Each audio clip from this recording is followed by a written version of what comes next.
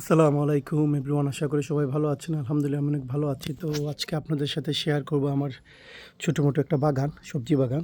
তো প্রথমে বাগানের মধ্যে এটা হচ্ছে আপনার কাঁচামরিচ। যে এই যে দেখেন প্রচুর পরিমাণে কাঁচামরিচ চলে আসছে, এই যে দেখতেছেন প্রচুর পরিমাণে কাঁচামরিচ চলে আসছে। সো এই যে হচ্ছে আমার ছোট বাগান একটা। আমি বেশি কিছু লাগাইনি, চার পাঁচ চার চার পাঁচ ধরনের গাছ লাগাইছি। এটা হচ্ছে আমার বেগুন, দেশি বেগুন। এই যে দেখতেছেন এটা হচ্ছে আমার কি বলে কুমড়ো, কুমড়ো না, এটা লাউ, কদুলাউ। এই যে কদুলাউ, এই যে দেখতেছেন।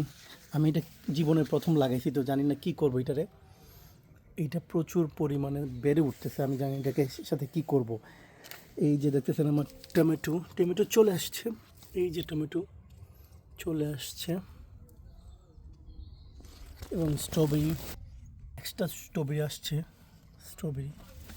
তারপর হচ্ছে পেঁয়াজ, অ্যান্ড এখানে হচ্ছে আমার পেপার, গ্রিন পেপার অনেকগুলো চলে আসছে। কাঁচামরিচ, এই যে এটাকে যারা বলে গ্রিন পেপার জাতীয়, কাঁচামরিচের মতন আর কি, গ্রিন পেপার। সো এটা আমার প্রথম, আর এর আগে কখনো কোনো এই যে ইংলিশ লাউ।